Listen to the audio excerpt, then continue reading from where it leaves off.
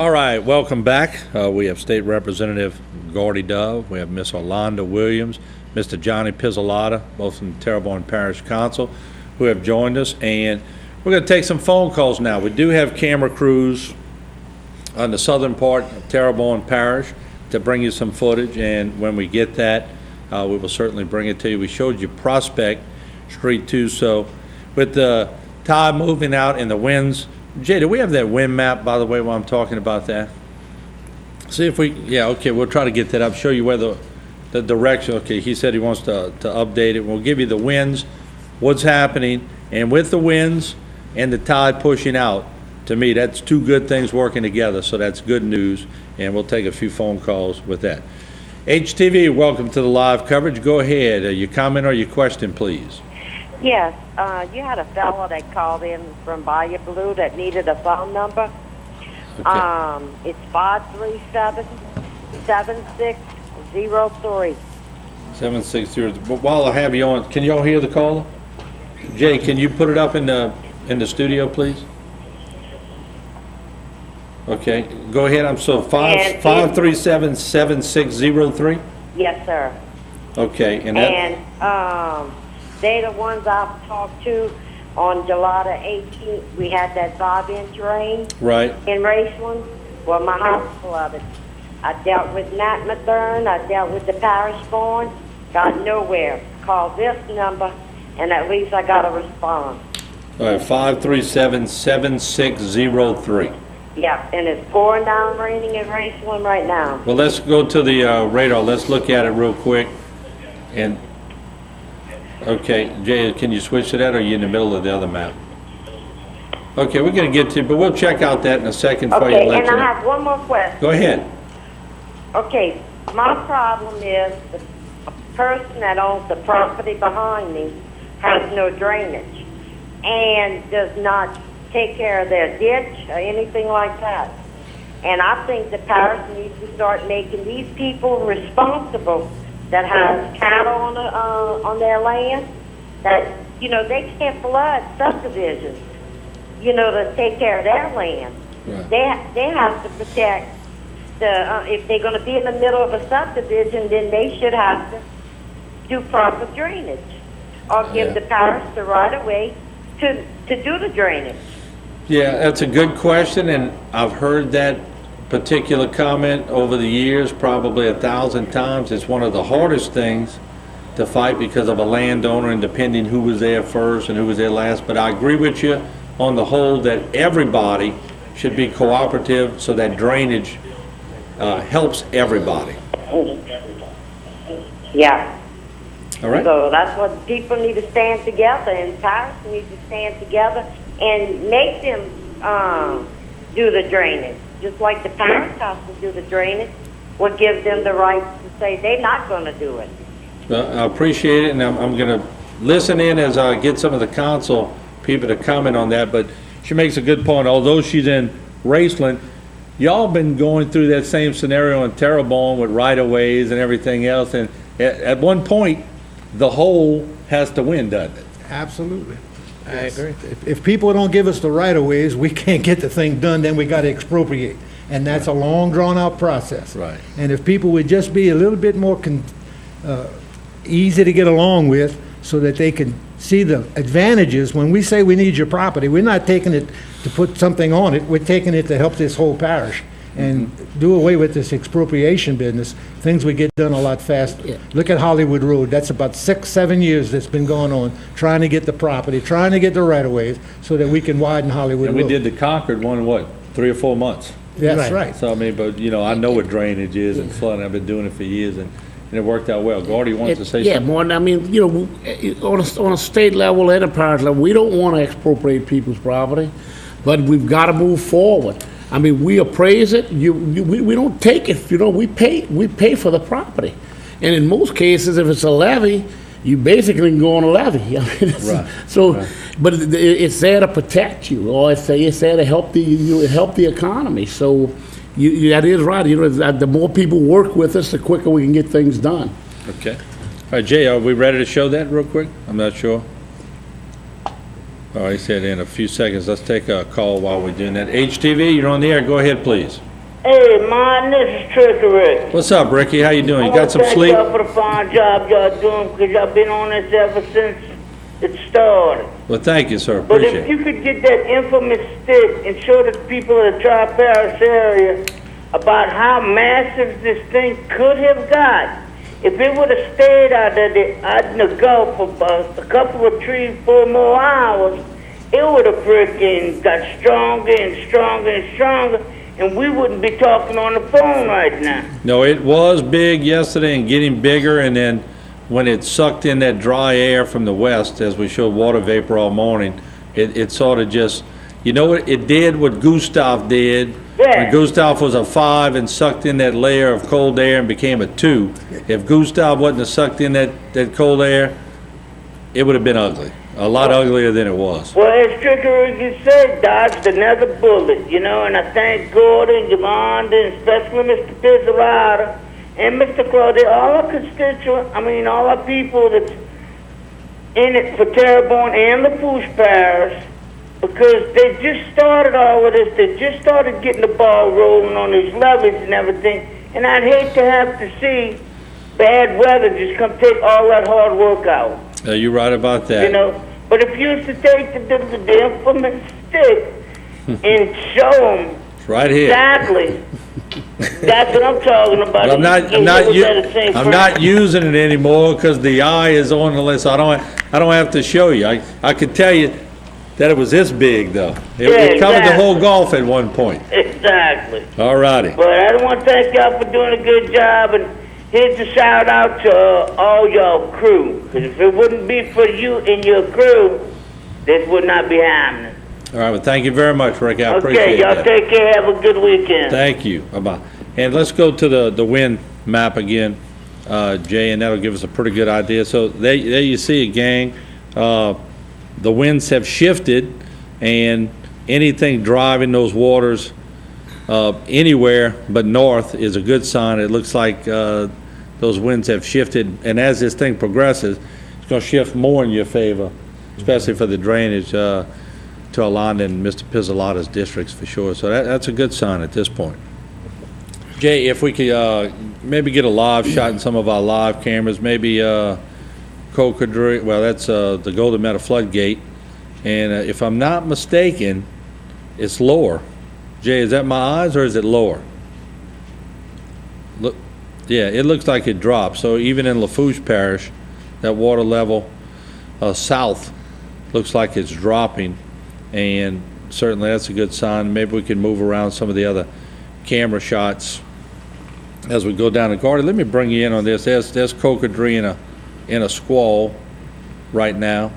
And Jay, once you can get back to the Doppler radar, we'll show them why we have a squall, because it's not going to lie. There's going to be a patch of green, little patch of green on the fringe of Cocodrie, and it gives people at home a good chance to see exactly what you're going through and exactly what you're about to go through.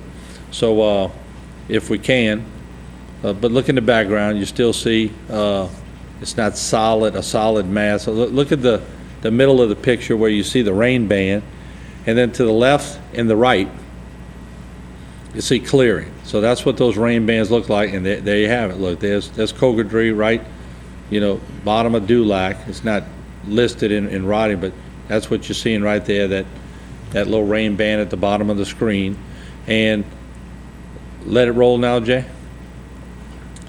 Homer's going to be getting this band coming up in a little bit, but it's not much.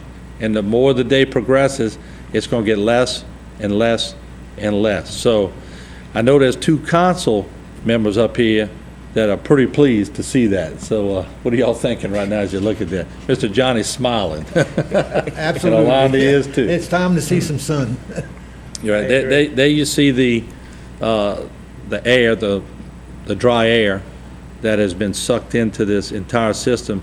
And Jay, if you can get me to the water vapor map at one point, there you see what's left of. There's the current conditions, but he's going to get us a water vapor. The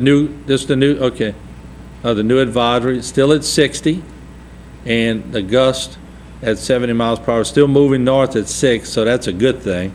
And it's about 45 miles southwest of Morgan City, Louisiana. And gang, I hate to disagree, but when we see those circulation maps in the clear sky, I think part of that circulation is already on top of us. So, I mean, either that or the bands are just so spread out that we have Alvin Tillman, also from the council. Just come on up and grab a chair. And there you see the forecast eye path as we can see it. And Councilman Tillman, just whenever you get a chance, just have a seat. We appreciate you dropping by. Thank you, Alvin. And can we see the water vapor, Jay? But there's a surge. He's going to go through the maps till we get. There's a water vapor.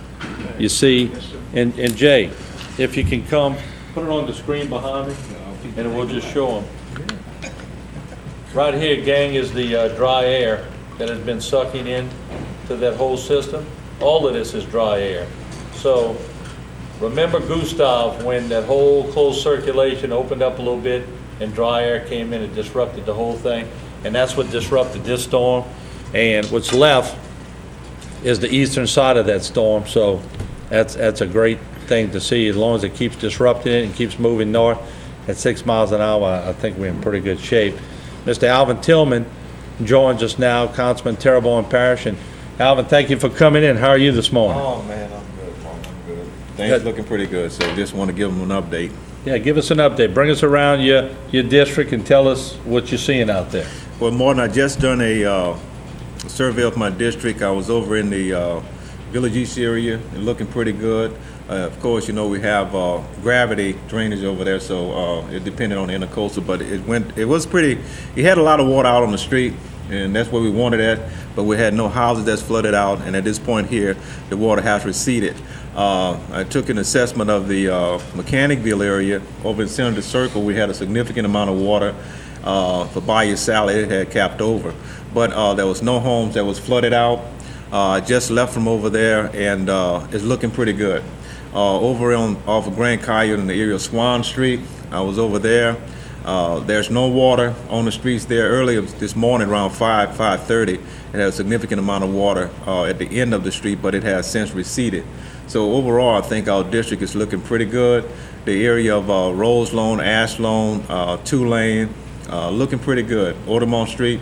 So right now, I think that guys are doing a good job. I got some phone calls that there were some challenges at the Woodlawn Ranch Pump Station. I talked to Mr. Perry Blanchard, and he's looking into that to find out whether or not that's true or false. But at this point here, things are looking pretty good. In the Deweyville area, Bayward Pump Station, certainly money well spent. It's looking pretty good over there. And I was just over there a few minutes ago as well. So far, Martin, we have our hands crossed, and it's looking pretty good. All right, let me ask you this. As council members, and I've seen it in the past, we get phone calls over here sometimes where you're going, that can't be true. How do you separate the rumors from the facts? And it wastes a lot of your time. I know when you get a call and you got to go out and check it out. But part of what y'all do is you got to differentiate between what's actually happening and what's chatter. So I bet a lot of that is differentiating, huh?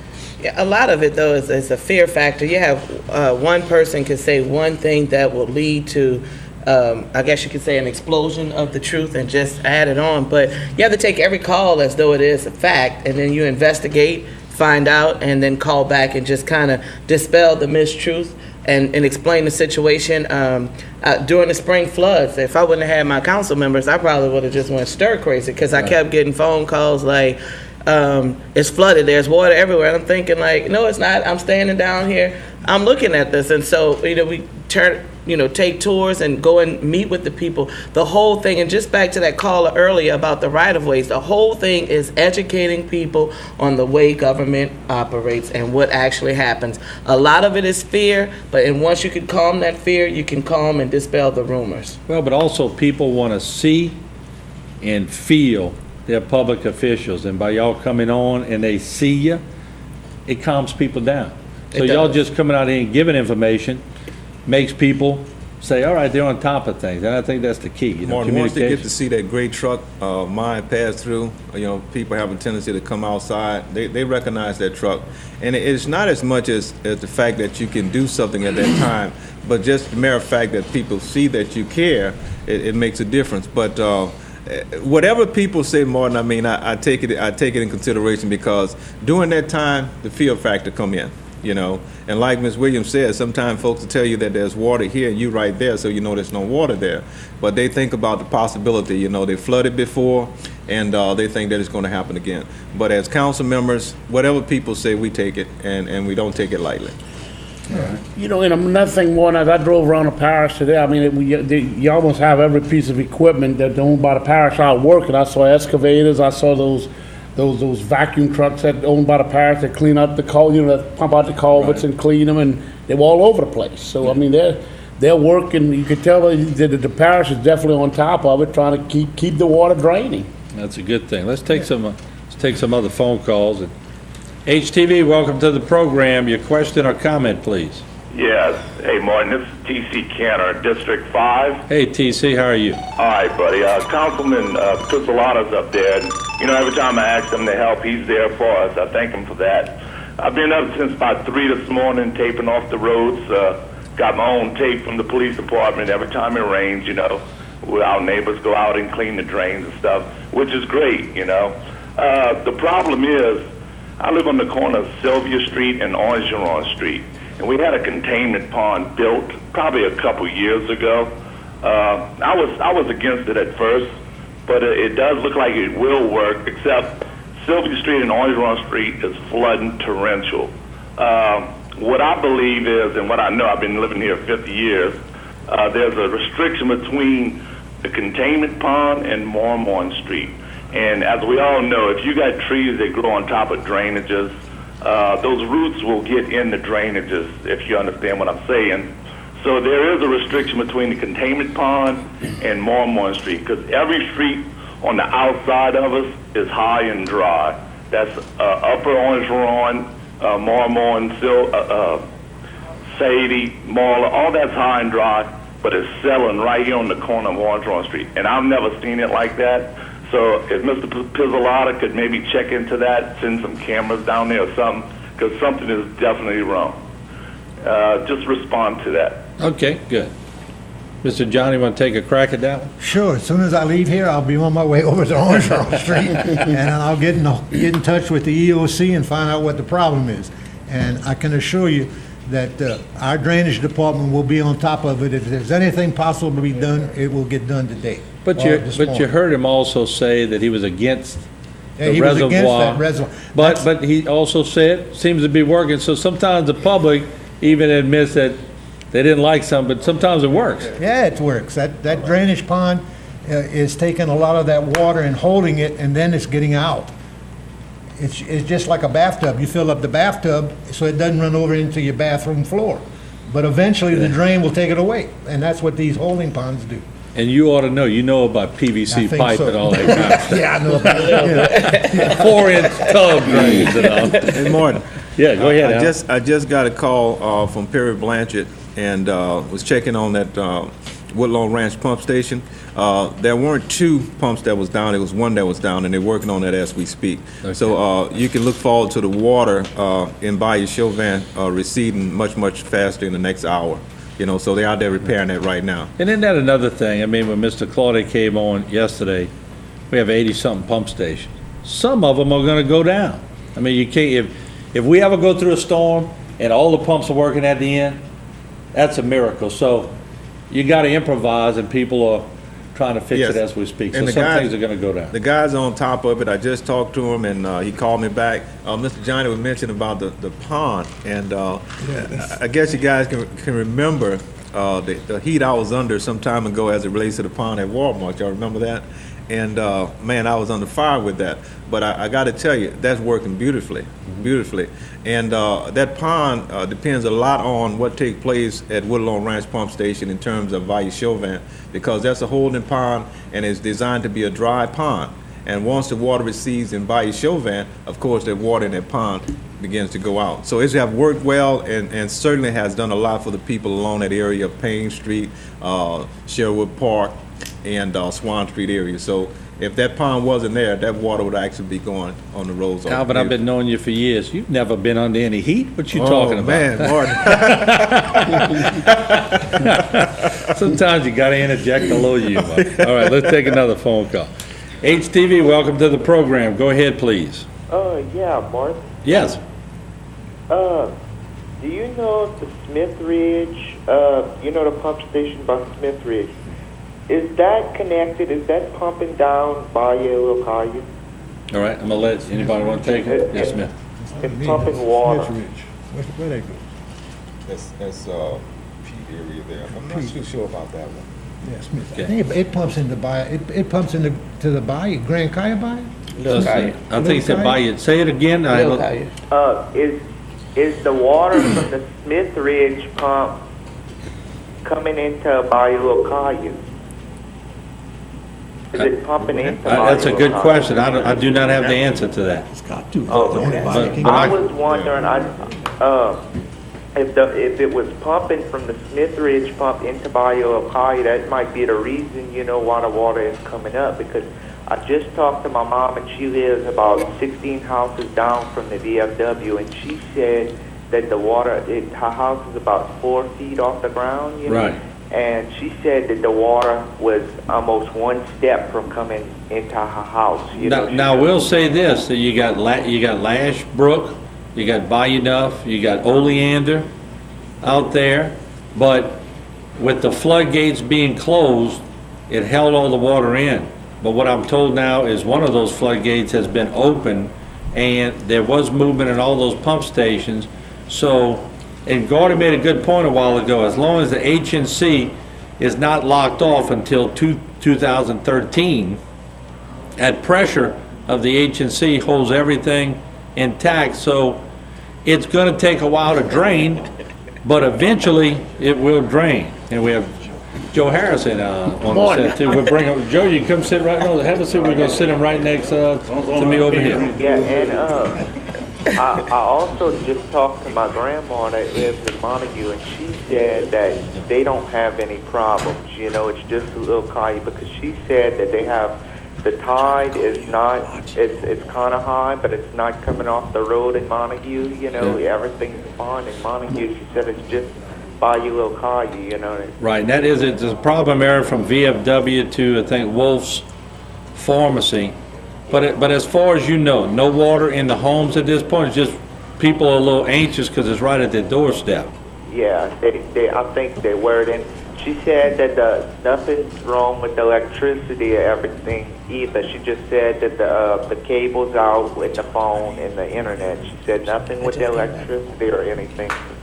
Okay, let's Martin. I'm sorry, go ahead, Gordon. I believe he is right. I believe it does, if I remember right. I'm almost sure that it does pump into Little Caillou. Okay. Because there's no other place to pump it. It'd either be Little Caillou over the Bayou Terrebonne. Yeah. So I think it does pump into Little Caillou, but I mean, I'm not 100% sure. Well, Gordy, do you think that if that would be the case, would that be the reason why it's filling up? Well, I mean, that certainly wouldn't help, because you're adding water to the system, and like Martin said, you've got Bayou Enough and all these other pump stations ought to come pick some of that up.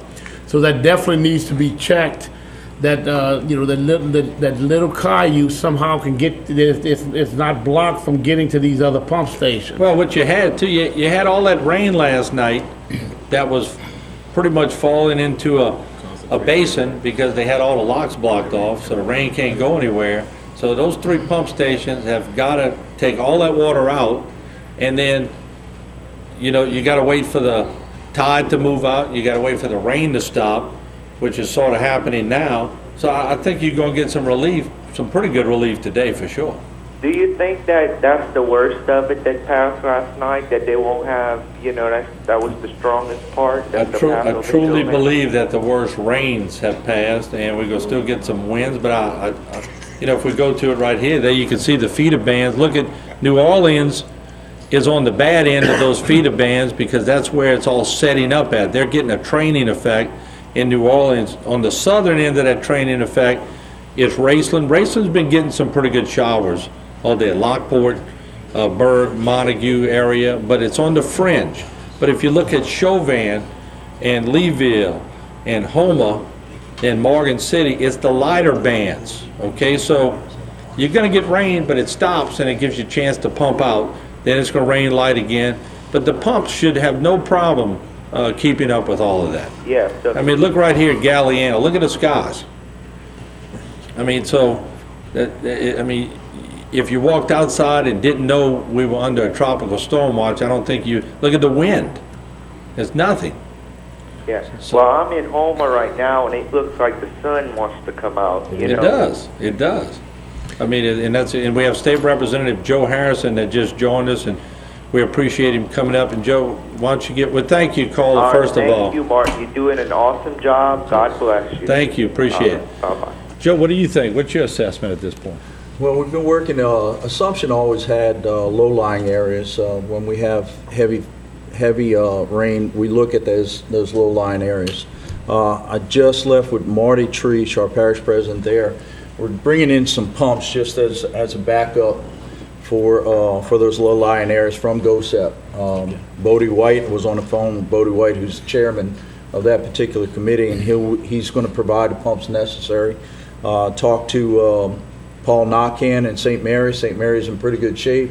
He said they're experiencing high water in some areas, but nothing that's endangering anyone's homes at this point. Charlotte Randolph, I talked to just before I walked in. She called me back. I'm getting a few pumps to a few areas that they need, and I think that we'll be okay there. If we get this slow run of rain right now, I think we can handle it. We may have some flooding in roads, but as long as we're protecting people and their property, that's the main concern that we have. The last one, I called for the mayor in Thibodaux to make sure things were good there, because Bayou Lafourche is just the highest I've ever seen it, and I live on Bayou Lafourche. So I think He felt pretty good about it. yeah, we're in good shape. The only ones I see are really going to take a hard hit from this at this point would be our cane farmers.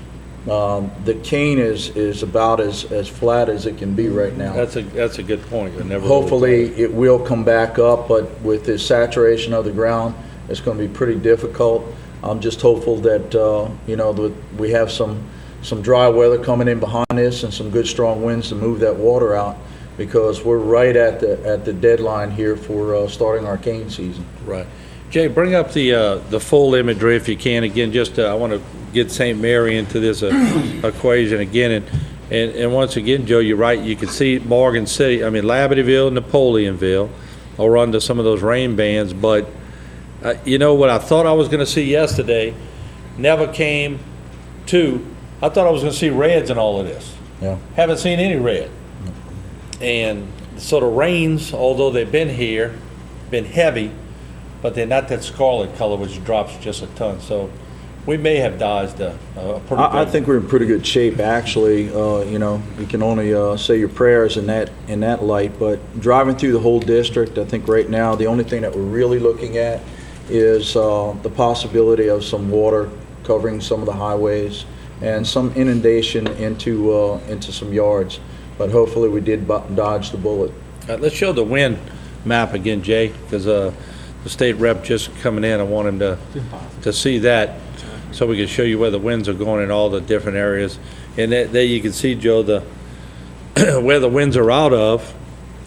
Got some pretty brisk winds at time. These are gusts, so they're not sustained, but sometimes you can't see any wind at all like we saw in Galliano. But there you see the wind directions have shifted. But, of course, if you're on the Grand Isle area, those winds are coming straight at you. So it's not good for Grand Isle, but it's good for Morgan City. So it depends on where you are. So Hey, Martin? Yeah, John. Yeah, I want to thank you so much, but, I got to get back Yeah, you got to out get to there. the end of that street over there and remove I got to a get on tree. the end of the street. Thank you again, and thanks HTV. This is what the people need, the true information and the timely information, and I really thank you. But thank you for coming in. We appreciate that. Okay, Martin, just let me give my spiel, and I'm out of here too. All right. Just wanted the people to know in the Dularge area, the pump stations out there are working fine. I'm actually on my way over to the Hidalgo, Raleigh Drive, Crozier area. I'll be riding out there in maybe the next 15 minutes. So, Martin, thank you very much. Thank you. And guys and gals, we'll talk to y'all later. So Thanks. look for the great truck, huh, Look for Alvin? the great truck. All right, Alonda? I'm leaving as well, but again, thank you for always allowing us to come and put this information out for our people, to our state delegation for the work that they've been doing with us, and definitely for this administration that's working for us to make this event a non-event, but the people in Gibson and Chackahoola, great area. I've been talking with Mr. Harrison. We're working on a project already in that Atchafalaya area. There's some backwater flooding in the yards, but I'm with the rest of them. If we have it in the yards and can stop it from coming in somebody's houses, then I'm okay. So thank you again, and thank you all for having All right, us. Alana, thanks for coming in. We'll take a break. We're going to regroup, and we'll have the two state reps on the panel for a while, as long as they can stay, and we'll talk to them about maybe some future progress in this arena. And we'll take a break, and we'll come back. All the lines are lit up, and we'll get to you eventually, so don't go away.